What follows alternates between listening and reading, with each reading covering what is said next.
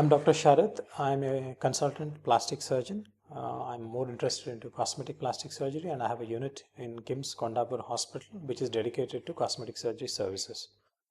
Today I'm going to speak to you about abdominoplasty and try to dissipate any myths or any false impressions that people have, and encourage in having this surgery if you feel that it suits you.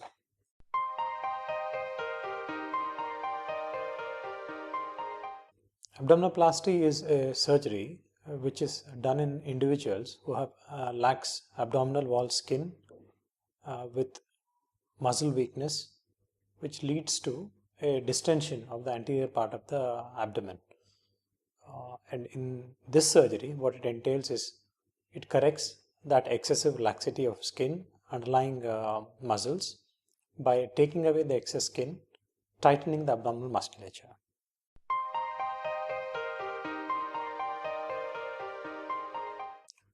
Women who have had multiple pregnancies, who have had a lax abdomen, that is, abdominal wall is loose and the fold of the tummy is falling onto the lower part or upper part of the groin, leading to itching, skin problems in that abdominal fold, a lot of sweating, loss of self-confidence, and with lax muscles in the midline of the abdomen, should undergo this surgery.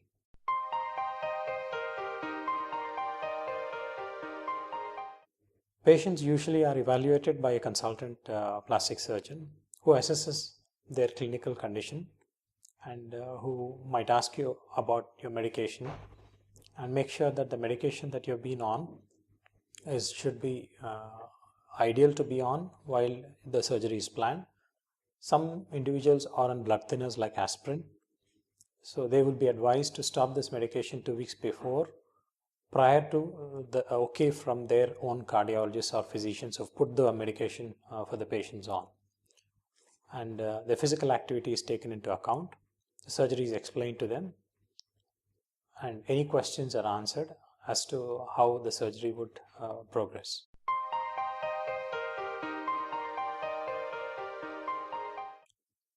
In the surgery as such, when the patient is taken under anesthetic, which is usually general anesthetic for an abdominoplasty, the excess fat and skin fold is taken down by an incision which falls in the crease of the lower part of the tummy, and usually a cesarean section scar lies in that region.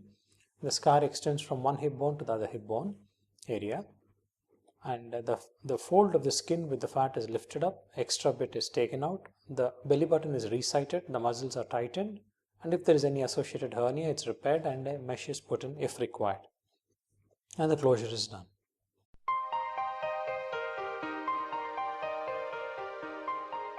Depending on what extent of surgery that they have had, if it is a proper abdominoplasty wherein the incision is from one hip bone to the other, or a mini abdominoplasty wherein the incision is in the lower part of the tummy but not extending the whole bit, the post-operative recovery period would change according to that. Normally after the surgery, patient would find himself that he's had an abdominal binder put in place. An abdominal binder is an elastic equipment which is put around the tummy to hold the skin fold and the underlying fat and fascia in place, sticking to the tummy wall, so that the elasticity of the skin makes it shape it along the contour of the abdomen. Normally the patient is asked to lie down with a pillow under the knees so that there is no stretch or strain on the scar, and we usually use absorbable stitches, and there is a dressing on top of it. Above the dressing is this elastic equipment that I mentioned, which is called the binder. The patient is allowed to mobilize in the later part of the evening once the surgery is completed and they have been taking oral fluids or food. And from the next day, the mobilization is quite normal. We advise the patient not to extend the abdomen and put strain on the scar, but they can walk in an erect fashion. Only care being that when they lie down in the bed, that there's a pillow below the knees for the next 6 weeks. and this binder lasts for 6 weeks. The common question is, when do I take bath? Normally about 3 to 5 days later, the wound gets sealed, and the dressing is usually left in place for a week or changed earlier to that. There are some adhesive products, which are new products, which stick on top of the scar, which allow the patient to take a bath within 3 to 5 days also.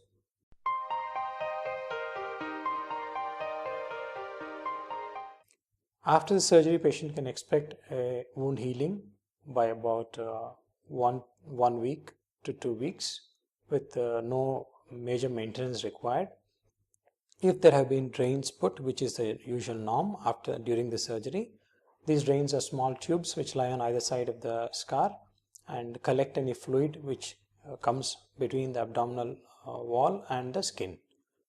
So these drains can be removed after 3 to 5 days or longer, depending on the amount of fluid that comes into them. It's watery or a slightly blood mixed fluid which comes out of this. These drains ensure that there is no collection below the skin fold. And once these drains are taken out, the patient would feel much more normal and mobilize much more easily. Walking and can be started the same day, and progressive physical activity, depending on the comfort of the patient, can be encouraged. Normally about 2 weeks the patient can mobilize, resume his physical activities, and about 6 weeks for the whole process to be complete, wherein the healing is adequate and the binder usage stops being used from then on. I would ask the patient not to lift any heavy weights for the first 3 months, because if there is any hernia, it would put hernia that was there prior to the surgery and it's been repaired, it would put pressure on the hernia. So 3 months would be an adequate time to resume heavier physical activities also.